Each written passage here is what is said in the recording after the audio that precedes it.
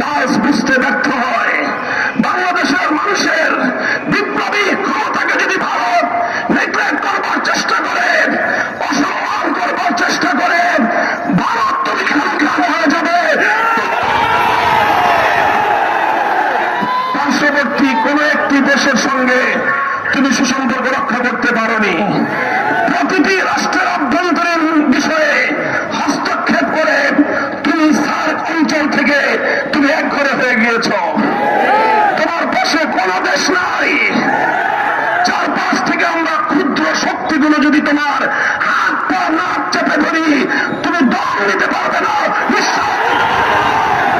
তুমি একতরফাভাবে একটার পর একটা চুক্তি করে বাংলাদেশ বিরোধী সকল স্বার্থকে ধ্বংস করে একতরফা ভারত সকল স্বার্থ নিয়ে গিয়েছে।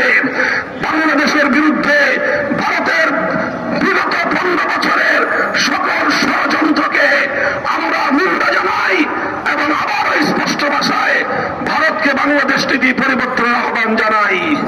শেখ হাসিনা অসংখ্য হত্যাকাণ্ডের আসামি।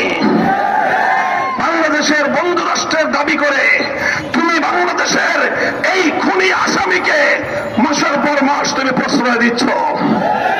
আবার এখন তোমার করে বসে সে বাংলাদেশের ইসকনের পক্ষে সাফাই গায়। বাংলাদেশের মানুষকে এতটা দুর্বল ভাবলে ভুল করবে ভারত।